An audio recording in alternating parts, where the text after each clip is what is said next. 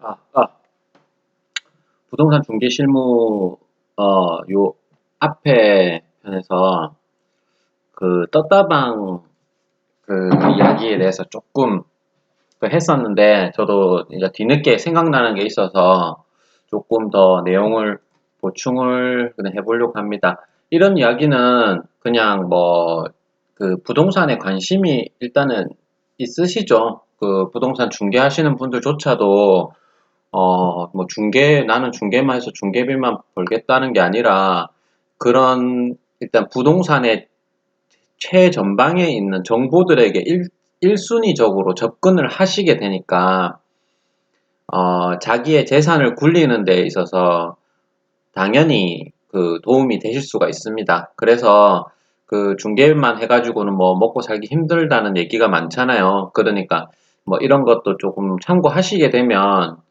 좋으실 겁니다. 일단 부동산의 일단 분양권 같은 경우에는, 일단 생태계가 있는데, 우리가 직접 운영하시는 부동산 사무실 같은 경우에는 소매점입니다. 소매점.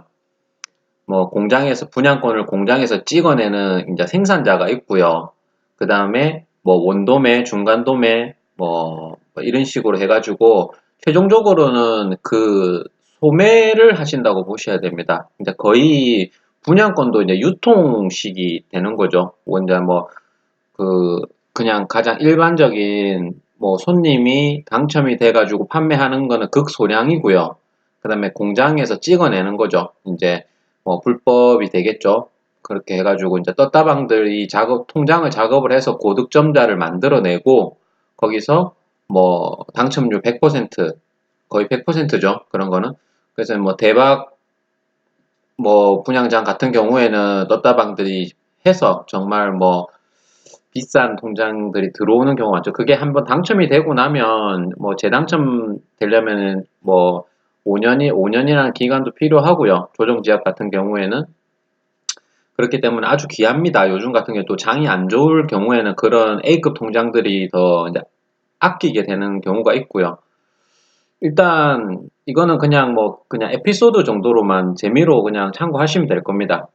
부동산 중개 실무라고는 하지만 그냥 뭐 잡담 정도로 가볍게 들으시면 재미있으실 거예요. 제가 예전에 떴다방 쪽에서 협박을 받은 그 이야기에 대해서 조금 해보려고 합니다. 저는 뭐 떴다방하고는 전혀 상관이 없어요. 저는 상가만 다루기 때문에. 근데 저도 개인적으로 분양권에는 관심이 있고, 그 다음에 뭐 부동산 투자만한 투자가 뭐 없다고, 대한민국에는 없다고 생각을 합니다. 그래서 저도 투자를 여러 가지 많이 하고 있고요. 제가 투자하고 있는 거나 뭐 이런 중개 말고도 부동산 관련된 이야기를 앞으로 계속 해갈 예정이니까 관심 가져주시고, 저는 떴다방하고 관련은 없어요. 예전에 분양 대행사 쪽에서 조금 일을 해봤기 때문에 떴다방하고 접촉은 많이 해봤는데 요 떴다방이 눈치를 보는 곳이죠. 거기는 분양 대행사는 그쪽에서 잘 보여야지 물건들이 자기들한테 떨어지니까 제가 그런 약간 뭐 위치에 있었다 거지 떴다방을 하지는 않았어요. 근데 저도 뭐 부동산을 운영하면서 관심을 많이 가지게 됩니다. 분양권에 대해서. 특히 이제 뭐 저희가 있는 부산 지역, 그다음에 서울 지역, 뭐 인천 같은 경우도 이제 관심이 많은데 제가 우연히 알게 된 그 밀락동의 이편한 세상? 수영구 밀락동 이편한 세상이 맞을 겁니다. 거기 이제 포장마차가 많이 있는 그 술집 라인이죠. 그래가지고 그쪽 이편한 세상 같은 거 분양 경우 할 때만 해도 분양 시장이 괜찮았었거든요. 거의 끝물이 있긴 했는데 일단 그 아파트에 떴다방 시세표를 우연히 제가 구하게 됐습니다. 이거는 외부에 공개가 돼서는 안 되는 거고요. 떴다방끼리의 시세표입니다.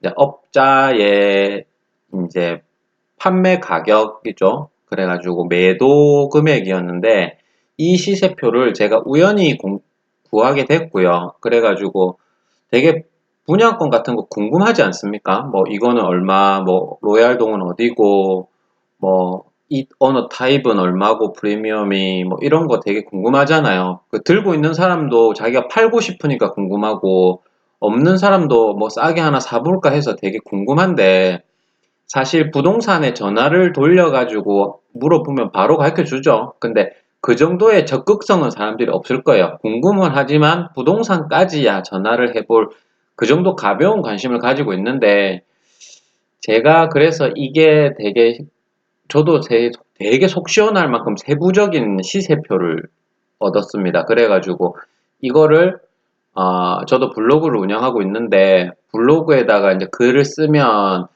되게 사람들 뭐 관심을 많이 가질 것 같다. 이런 표 자체가 없기 때문에 뭐 부동산에도 전화해봤는데 이거는 얼마고 저거는 얼마고 정도 뭐 그 정도 진짜 수박 겉핥기 식으로 시세를 뭐 사람들이 정보 공유하긴 하는데 이렇게 적나라하게 표현된 시세표를 구하기는 어려워요, 일반인들이.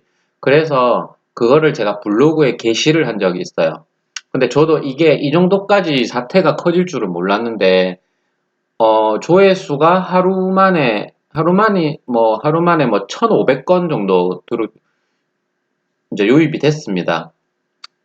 부동산 관련돼 가지고 뭐 이렇게 컨텐츠를 해도 뭐 사실 그렇게까지 가진 않는데 뭐 재미가 있었던 거죠. 그럼 모 부동산 투자 카페에서 제 블로그가 소개가 되면서 사람들이 더 많이 들어오기도 한 거예요.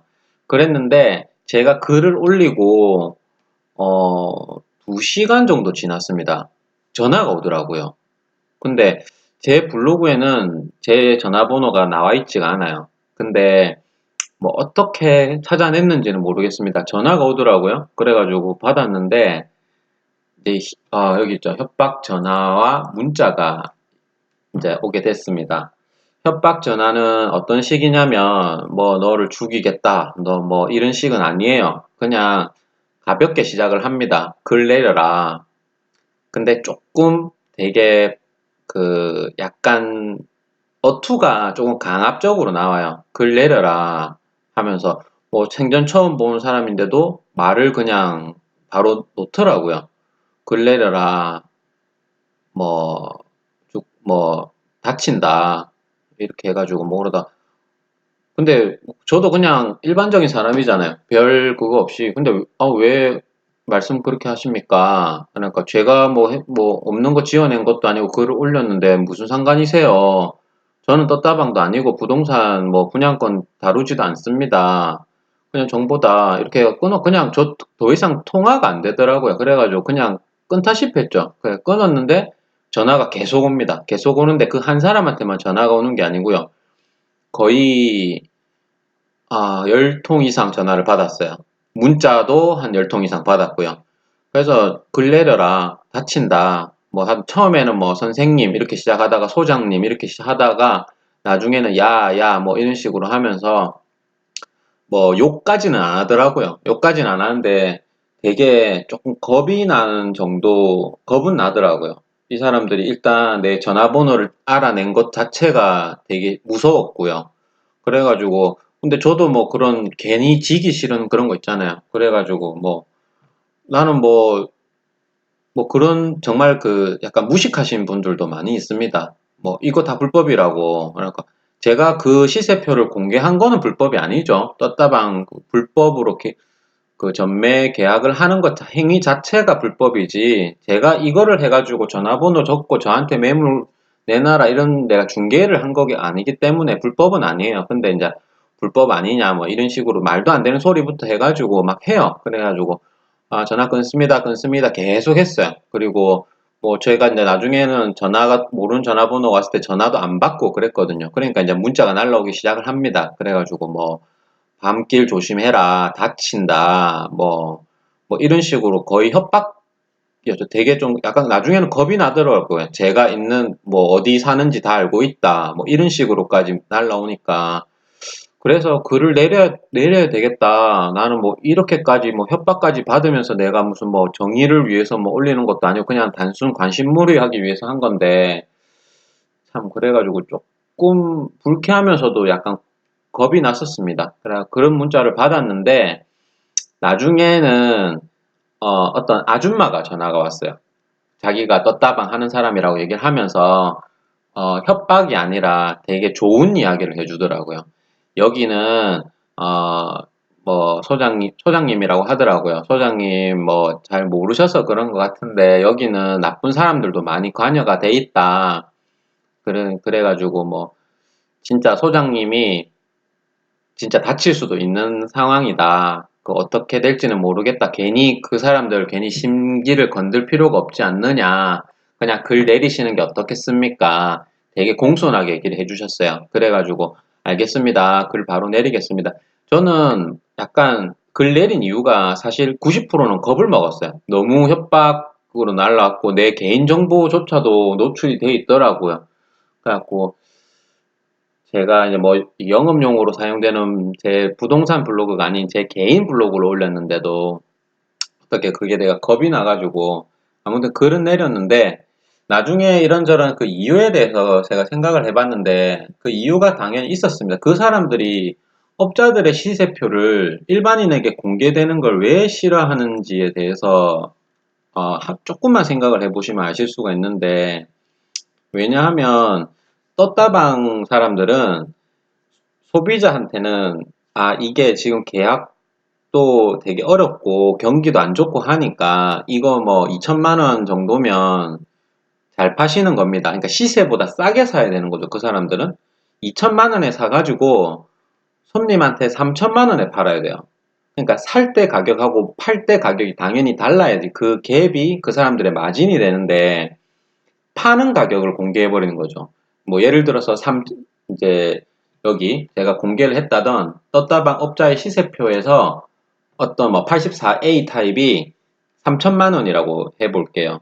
이 3천만 원이 일반인에게 공개가 돼 버리면 일반인들이 자기 물건이 3천만 원인 줄 알고 3천만 원에 팔려고 하는 거예요, 업자들한테.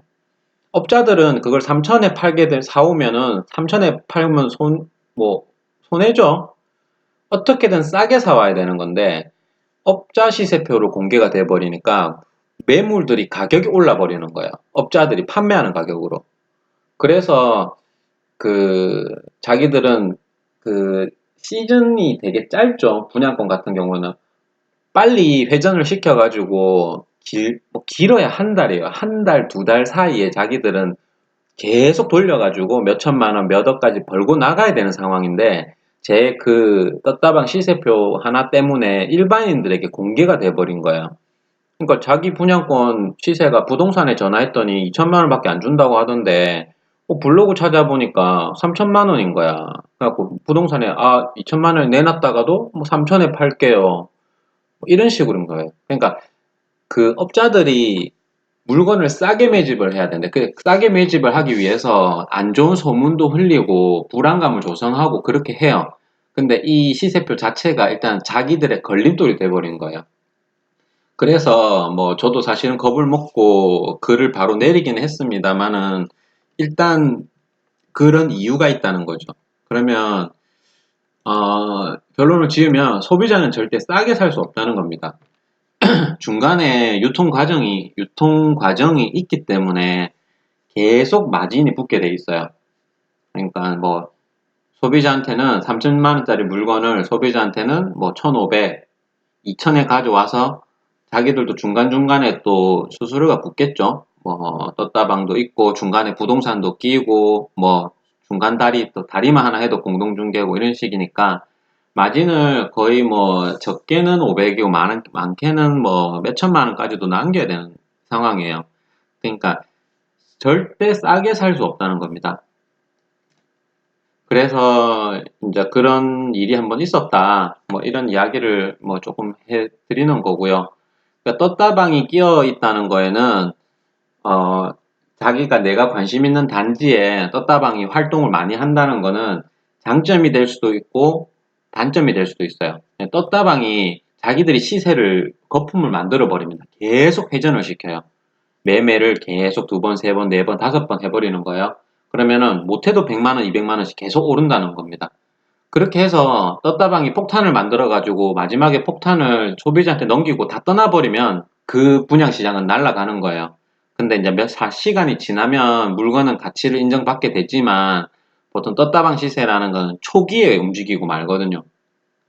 그러니까 떴다방이 붙었다는 거는 거품이 끼어가지고 가격이 높게 빨리 형성될 수 있다는 장점도 있지만 그 거품이 꺼지게 되면은 한순간에 폭탄을 안을 수도 있다는 거죠. 그러니까 조금 뭐 이런 이야기들도 있다니까 그냥 재미로 한번 들어봐 주시고 제가 생각나는 대로 이렇게 떴다방 쪽 같은 경우는 조금 이제 돈 이야기하고 불법 이야기가 많아서 조금 뭐 재미가 있으실 수도 있을 겁니다. 뭐 많이들 아시는 내용일 수도 있는데 뭐 재미로 한번 들어보셨으면 좋겠습니다. 그리고 이상 요 떴다방 그 이야기는 일단 마치고 다음 편에 조금 떴다방하고 모델하우스 관계자들 사이에서 돈을 만들어서 자기들이 중간에서 좀 해먹는 그런 이야기들이 또 생각이 나서 다음 편에는 그 이야기를 한번 만들어서 보겠습니다. 이상 마치겠습니다.